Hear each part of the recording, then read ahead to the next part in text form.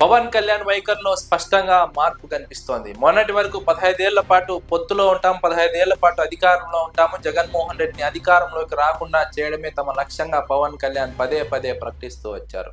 కానీ ఇటీవల press meet నిర్వహించిన నేపథ్యంలో మాట్లాడినటువంటి పవన్ కళ్యాణ్ మాటలో స్పష్టమైనటువంటి మార్పు కనిపిస్తోంది. ఈ ప్రభుత్వం ఈ 5 ఏళ్ల పాటు పూర్తి స్థాయిలో అధికారంలో ఉంటుందని పవన్ కళ్యాణ్ మాట్లాడారు. ఈ మాట వెనుక ఉన్నటువంటి అర్థం భవిష్యత్తులో అధికారంలోకి రామన్న విషయాన్ని పవన్ కళ్యాణ్ స్పష్టంగా ప్రకటించారని విశ్లేషకులు అంచనా వేస్తున్నారు. ఒకటి, పవన్ కళ్యాణ్ కు భవిష్యత్తులో అధికారంలోకి రాలేమని అర్థమై ఉండాలి, లేదా తెలుగుదేశం, జనసేన, బీజేపీ పొత్తు ఇలాగే కొనసాగదన్న విషయం పవన్ కళ్యాణ్ కు అర్థమై ఉండాలి. ఈ రెండు అంశాల్లో ఏదో ఒకటి అర్థమై ఉంటేనే పవన్ కళ్యాణ్ ఆ విధంగా మాట్లాడి ఉంటారు. ఈ రెండు అంశాల్లో ఏది నెరవేరకపోయినప్పటికీ భవిష్యత్తులో అధికారంలోకి రాలేమన్న విషయాన్ని పవన్ కళ్యాణ్ గుర్తించలేరు. 3 పార్టీలు పొత్తు పెట్టుకోకపోయినా అధికారంలోకి రాలేరు. అదే విధంగా పొత్తుతో ముందుకు వెళ్ళినా అధికారంలోకి రాలేమన్న విషయాన్ని పవన్ కళ్యాణ్ గుర్తించారు. అందుకే తాము ఇవి 5 ఏళ్ల పాటు పూర్తి స్థాయిలో అధికారం ఉంటామని మాట్లాడారంటూ విశ్లేషకులు అంచనా వేస్తున్నారు.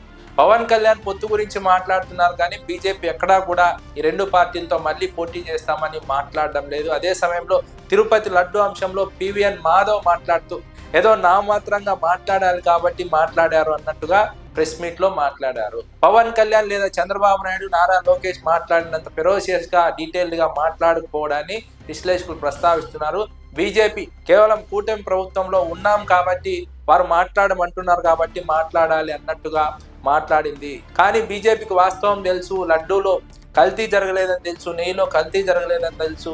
అదేవిధంగా బీజేపీ రాష్ట్ర అధ్యక్షుడు పివిఎన్ మాధవ్ మాట్లాడుతూ కేవలం లడ్డు అంశాన్నే కాదు, గతంలో 2019 నుంచి 2024 వరకు వైఎస్ఆర్సీపీలో జరిగినటువంటి విషయాలను ప్రస్తావించారు.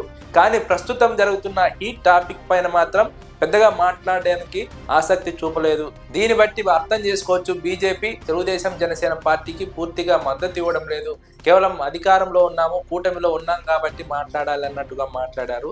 పూర్తి స్థాయిలో తెలుగుదేశం పార్టీకి, జనసేనకు మద్దతు ఇవ్వలేదన్న విషయాన్ని విశ్లేషకులు ప్రస్తావిస్తున్నారు. ఈ విషయాలన్నీ పరిశీలించిన తర్వాత, గమనించిన తర్వాత పవన్ కళ్యాణ్ కూడా అర్థమైంది, భవిష్యత్తులో బీజేపీ తమతో కలిసి రాదని స్పష్టంగా పవన్ కళ్యాణ్ కు అర్థమైంది. లేదా తెలుగుదేశం, జనసేన కలిసి ఉండలేవన్న విషయం కూడా అర్థమైంది. ఒకవేళ కలిసి పోటీ చేసినా కూడా అధికారంలోకి రాలేమన్న విషయం అర్థమైంది. ఈ అంశాలు అర్థమైన తర్వాతే పవన్ కళ్యాణ్ వైఖరిలో మార్పు వచ్చింది. 15 ఏళ్ల పొత్తు గురించి, 15 ఏళ్ల అధికారం గురించి మాట్లాడకుండా 5 ఏళ్లు పూర్తి స్థాయిలో అధికారంలో ఉంటామన్న విషయాన్ని మాత్రమే మాట్లాడుతున్నారు. 5 ఏళ్ల తర్వాత ఏం జరుగుతుందో పవన్ కళ్యాణ్ కూడా తెలియదు కాబట్టి పవన్ కళ్యాణ్ దాన్ని అంచనా వేయలేకపోతున్నారు, ఆలోచన చేయలేకపోతున్నారు. ఆ రకమైన పరిస్థితులు పవన్ కళ్యాణ్ కు అనుకూలంగా లేవు కాబట్టి పవన్ కళ్యాణ్ ఈ 5 ఏళ్లు మాత్రం పూర్తి స్థాయిలో అధికారంలో ఉంటామన్న విషయాన్ని ప్రస్తావించాలన్నది విశ్లేషకుల అభిప్రాయం. ఇది ఖచ్చితంగా తెలుగుదేశం పార్టీ, జనసేన పార్టీకి ఇబ్బందికర పరిణామమే. పవన్ కళ్యాణ్ లో ఈ మార్పు వచ్చిందంటే గ్రౌండ్ లెవెల్లో ఉన్నటువంటి వాస్తవం అర్థం చేసుకున్నాడు. అదే విధంగా రాజకీయంగా ఉన్నటువంటి పరిణామాలను కూడా అర్థం చేసుకున్నారు. బీజేపీ వైఖరిలో ఎలాంటి మార్పు ఉంది, అదేవిధంగా బీజేపీ మనసులో ఏముంది, తెలుగుదేశం పార్టీ గ్రౌండ్ లెవెల్లో ఎలా ఉంది, జనసేన పార్టీలో గ్రౌండ్ లెవెల్లో ఎలా ఉంది, రియాలిటీ ఏంటి, ఈ పొత్తు గురించి స్థానికంగా ఉన్నటువంటి నాయకులు ఏమనుకుంటున్నారు, ఈ పొత్తు గురించి బీజేపీ ఏం ఆలోచిస్తోంది, బీజేపీ ఎలాంటి వ్యూహంతో ముందుకు వెళ్ళాలని ఆలోచిస్తోంది, ఇలా రకరకాల అంశాలను అంచనా వేసిన తర్వాతనే పవన్ కళ్యాణ్ వైఖరిలో మార్పు వచ్చినట్టు విశ్లేషకులు అభిప్రాయపడుతున్నారు.